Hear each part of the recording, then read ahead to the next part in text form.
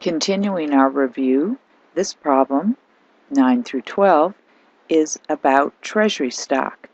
On February 1st, we purchased 2,000 of our own shares at $18 a share, meaning we're going to debit Treasury stock, which is a contra shareholders' equity account, for the 2,000 shares at $18 a share, which is a total of $36,000.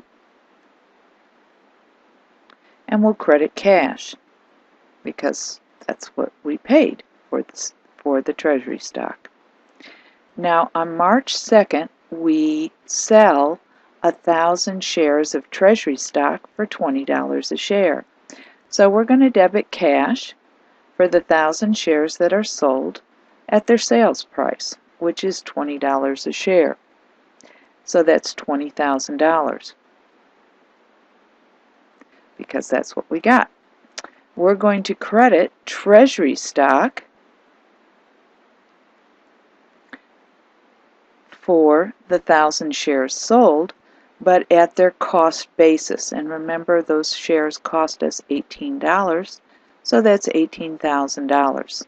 Now we cannot have a gain or a loss on our own shares, so what we do with the difference of $2,000 is it goes into an account called paid-in capital Treasury stock.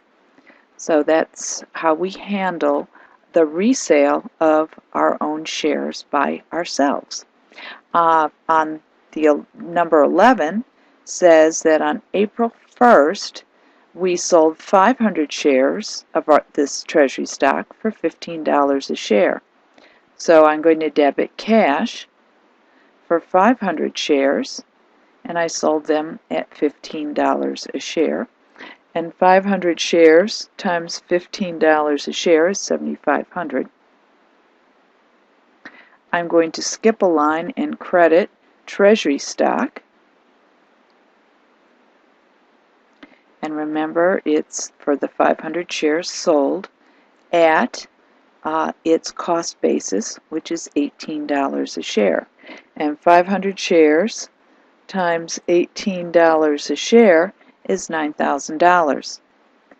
In this case, you can see that we need a debit, and usually we'll use up the paid-in capital Treasury stock first, and if that gets depleted, we'll use retained earnings.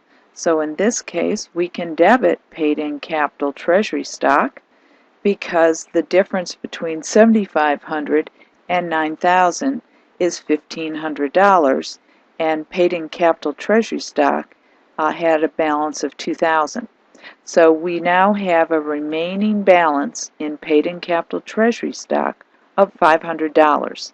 The difference between what we did on March 2nd and what the entry was on April 1st.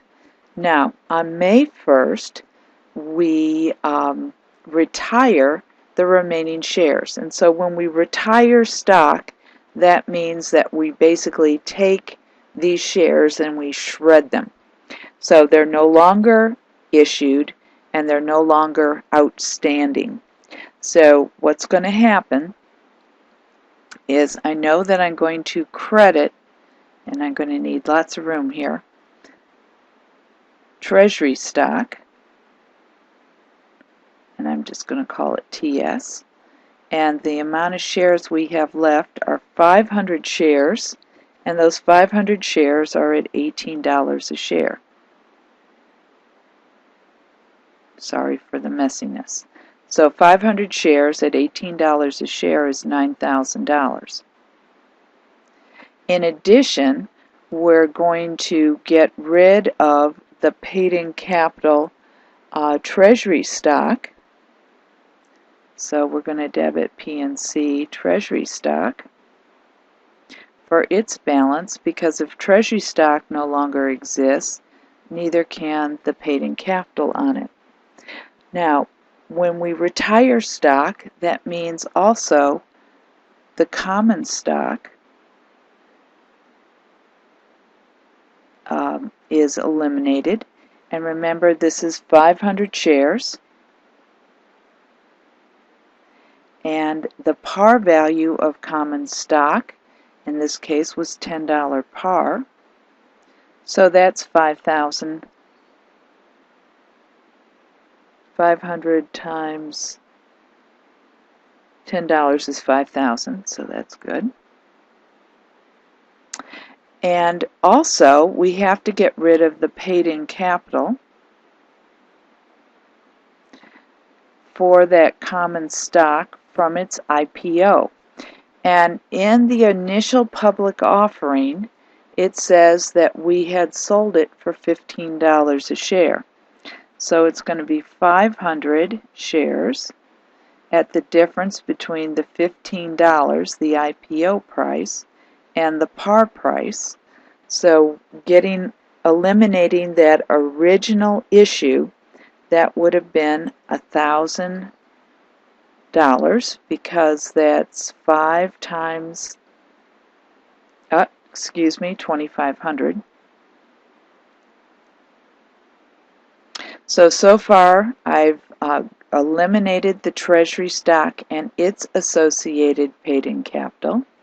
I've eliminated the common stock at its par and the paid-in capital from its initial IPO, and then I look at this to see if it balances.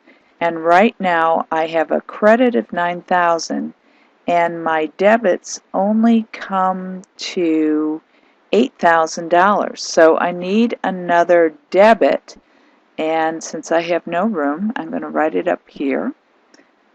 Who is our last resort of making things balance is retained earnings. So I'm also going to be debiting retained earnings for $1,000.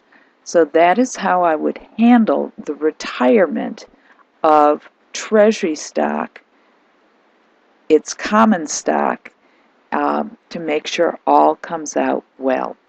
So that is a good example of all the different types of entries you can have for Treasury stock, where you buy it, where you resell it for more than you paid for it, where you resell it for less than you paid for it, and how do you retire Treasury stock and then retire the common stock associated with that stock.